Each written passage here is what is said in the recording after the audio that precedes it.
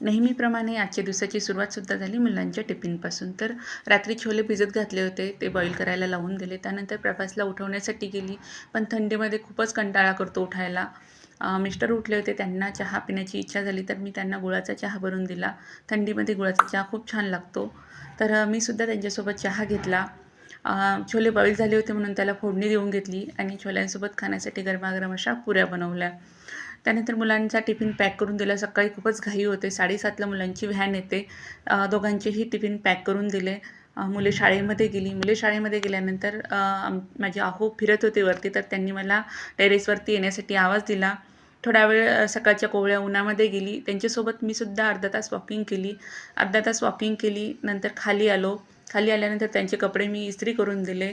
त्यांचं आवरणं झालं तोपर्यंत त्यांना मस्त गरमागरम छोले पुरी नाश्ता दिला. तुम्हाला आजचा ब्लॉग कसा वाटला मला कमेंट करून सांगायला विसरू